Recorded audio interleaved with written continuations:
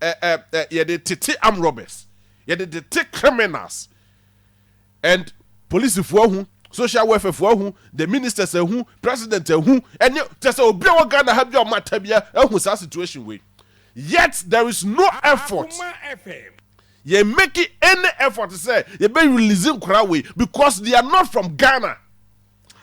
10 years ago, and Ghana no more had Museno, and no more 5 years no. They are 15 years today. Where are they? Where are they? They are part of us. A binomo make us some register mo ye Ghana for my almost ye Ghana for mo catchy. It is a crown who na sika ye dan the call a drone na do any more DJ no. I'm not do na ye titi chomuni na no do na ye Ghana for. Baby. Do na ye Ghana for. Yes, some of these boys. Yes. And Oman soon would Bombe used to Ghana 4 boys, you know. Of course, because Oman scan it through the system, so they know the system. You area.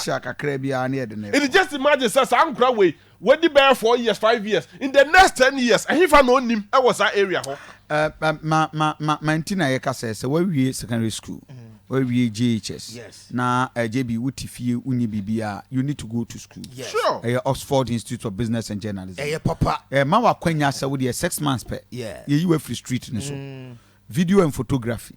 And with the camera and talk on. You bet you said you be see you so phone no crowd did. Yes. And no digital social media marketing. Exactly. And now the phone you business. ADD. Now we are all your bands who are makeups, any cosmetology.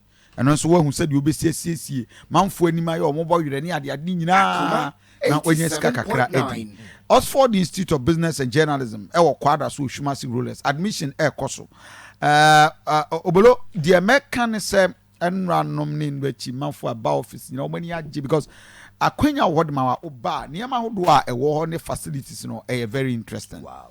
And CCA do na na bejo on admission with your result ninja kra with your free for number here 050 0504 23 4005 0504 23 40 05 0504 we see when ye for Oxford Institute number and Facebook